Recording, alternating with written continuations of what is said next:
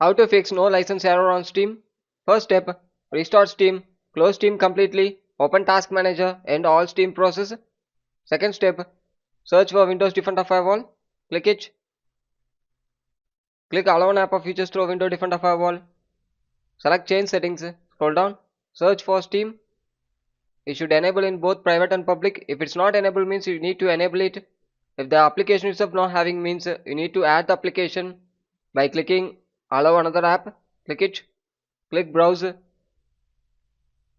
Go to C drive. Program files. Steam. Scroll down. You get the Steam application here. Click it and add it.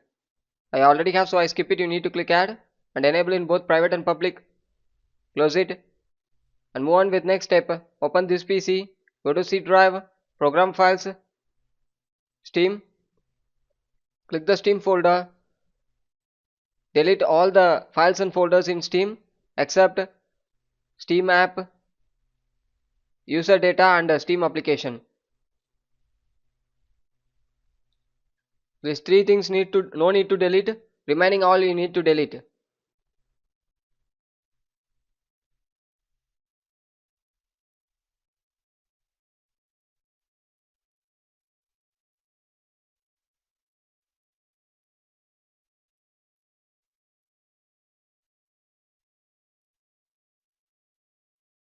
Once deleting after, we need to open up the Steam and launch the Steam. It will automatically downloading the files and folders and wait for some times. It's updating the Steam. It's freshly download the Steam files. Once the update complete after, we need to open up the Steam.